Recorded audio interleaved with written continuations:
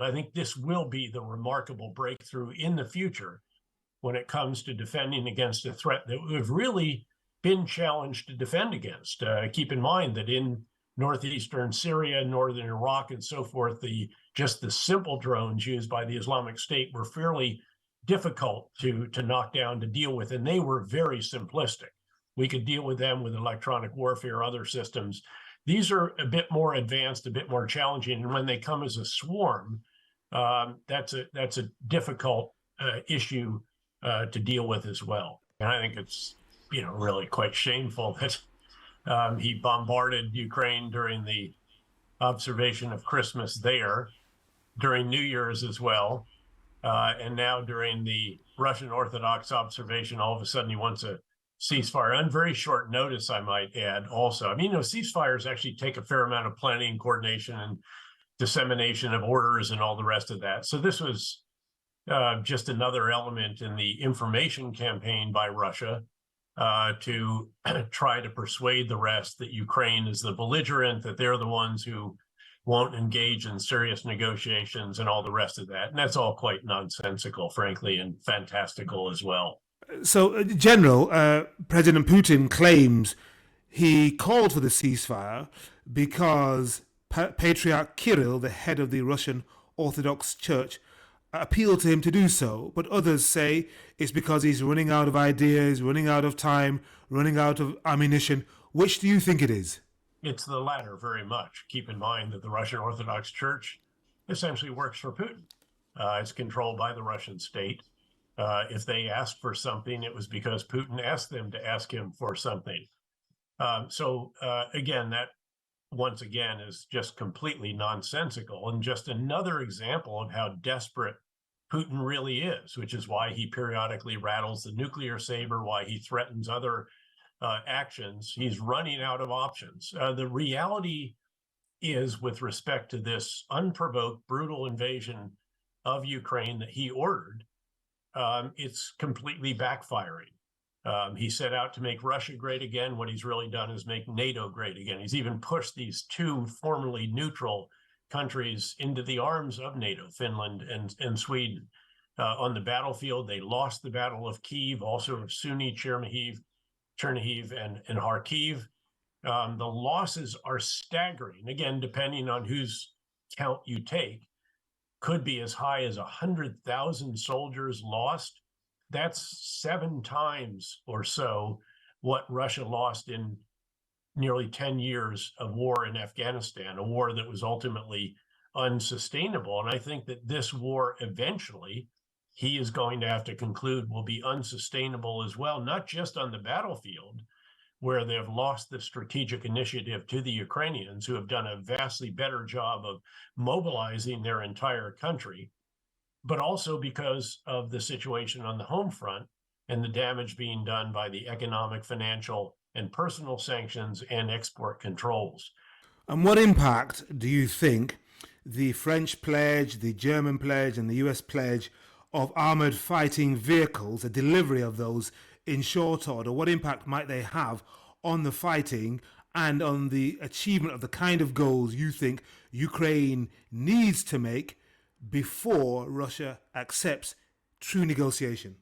Well, this is a very important additional capability that will be provided. They have not had the kind of protected mobility that these advanced infantry fighting vehicles provide, noting that I would like to see ultimately Germany finally commit to providing Leopard 2 tanks to Ukraine as well. And I select that in particular because it's a more maintainable platform than is, say, the M1 Abrams tank that the U.S. uses. It's, our tank is basically this 1,500 horsepower jet engine surrounded by armor with a 120 millimeter gun on it. Very challenging to maintain, an incredible fuel hog, very, very capable, don't get me wrong, but much, much more challenging to maintain than the 2 twin diesels of the Leopard 2, which is an exceedingly capable tank as well. That would be transformative when it comes to combat on the front lines in the way that the U.S. provision of the high mobility artillery rocket system has been, especially with the precision munition for it called the Guided Missile Launch Rocket, the Gimler, which you can land around on a dinner table at 80 kilometers or so. And I'd like to actually see the U.S. extend the range of that by providing something called the small diameter bomb. We have a lot of them. They're actually much less costly than the Gimlers. That would be another very important capability, not the range of the Army tactical missile system all the way out to 300 kilometers, but say 150 kilometers, which would put all of Crimea at threat, an important location for air, naval, and logistical bases and lines of communication for Russia. And then also I'd like to see the provision of advanced drones. What Ukraine has right now are in many cases fairly modest in capability, a lot of do-it-yourself kinds of stuff. We need to get them the Predator. That's not the most advanced. It's not the Reaper, which the US, UK, and others use. I don't think the threat of that technology falling into enemy hands would be that dramatic. It's actually, we've lost them in previous battlefields. But those capabilities would be very, very helpful as well. And then additional capability to augment their air defense systems. We're already providing the Patriot. That's a huge leap forward, as are, again, US, UK, and others are providing other elements of a comprehensive and integrated air and ballistic missile early warning and defense system. But I'd like to see us extend that into the counter drone. General, that's quite a shopping list, and it will come with quite a cost, both in financial terms and, you imagine, in Washington, they think, in military terms. Do you think NATO these are affordable, leaders... Actually, these are affordable. Again, it's more challenging actually to provide Patriots, which we need around the world. We are already allocating shortages, as the term is, when it comes to the Patriot anti-air and ballistic missile defense system. Again, they actually, as I said, the small diameter bomb is actually cheaper than the guided missile launch rocket system. And we have many more of them. We have lots of these in the arsenal. Again, the Predators, we have probably thousands, if not hundreds of Predators that are in essentially mothball status or on the shelf. Those, I think, are also affordable. Again, the tank, that's a bigger issue. And again, the key is how can we persuade Germany?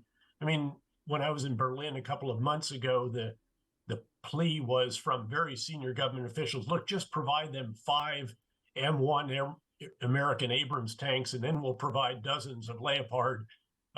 If that's the price, go ahead and do it. The problem is, again, maintaining the U.S. tank is very, very challenging. Again, I've had them under my command, and the consumption of fuel is just staggering as well. But that, again, I think is very doable. Again, the cutting edge counter drone stuff is a little more challenging because we don't even have that fielded, frankly, around the world yet. It's just coming into the arsenal. But what better chance to prove this and to show what it can do and maybe what it can't do than in an actual battlefield? I think this will be the remarkable breakthrough in the future when it comes to defending against a threat that we've really been challenged to defend against. Keep in mind that in northeastern Syria, northern Iraq, and so forth, just the simple drones used by the Islamic State were fairly difficult to knock down, to deal with, and they were very simplistic. We could deal with them with electronic warfare, other systems. These are a bit more advanced, a bit more challenging, and when they come as a swarm, that's a difficult issue to deal with as well. So, General, if this is all doable and affordable, what's stopping the US government, the UK, the other NATO leaders from implementing this? Is it a political calculation? Are they concerned that if they do go ahead and unleash all of this weaponry, the Russians will say, aha, you're getting deeper and deeper into this. We're now going to go a stage or two further than we'd intended, and it's your fault. If that's the case, do you feel now it's time to unleash the shackles, forget all those concerns, and go for broke? Is that what you're saying?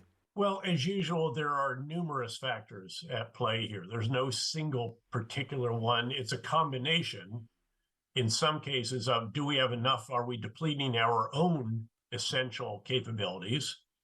Number two, what's the cost? And again, we've provided staggering quantities of assistance. And again, I should be upfront. I am hugely impressed. I think what the U.S. has done in leading the world in this regard, by the way, the UK probably number two in this effort, and then our other allies and partners, this is hugely impressive.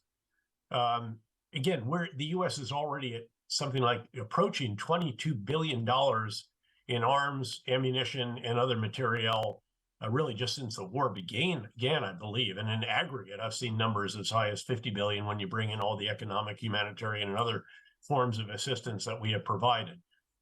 That said, again, there are always additional capabilities that emerge as being important. These are among them.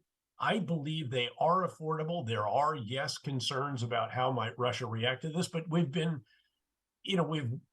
gone through that repeatedly. It started out with, when the UK was the very first to provide the shoulder-launched anti-tank guided missiles, I think provided the NLAWs at that time. Then, the US sort of watched, nothing happened, and 2 days later, we start plowing in thousands and thousands of the Javelin anti-tank guided missile. And again, this has continued to go. Thinking evolves, situations evolve, contexts change. And I think and I know that these discussions are underway. As you know, it was just yesterday, I believe, that the infantry fighting vehicle announcement was made after a virtual meeting between U.S. and German leaders and others. And so I think these, I hope, will come sooner to a theater near us, as the saying goes, than later, because I do think the risk of this, the cost of this in a variety of different ways is by no means excessive, and they could be very important capabilities. Again, there's no silver bullet here. There's no one single game-changing capability that all of a sudden enables Ukraine to win the war rapidly.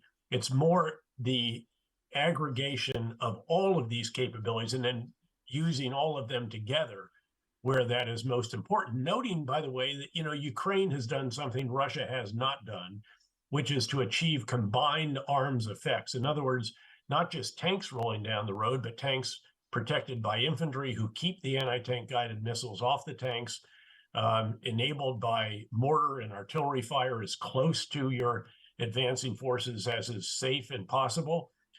Close air support, attack helicopters where you can, and that's very limited on the Ukrainian side, employment of electronic warfare, engineers to reduce obstacles, and EOD to diffuse explosives, air defense to keep the enemy's air off you, all of this together. And the Ukrainians have surprisingly, to some, not me actually, because I've seen them develop since 2014 and then further enabled, obviously, since the beginning of the invasion, of this provision of extraordinary quantities of arms, ammunition, materiel. But they've done this, and the Russians, surprisingly, have not. Well, the Ukrainians, of course, are fighting for their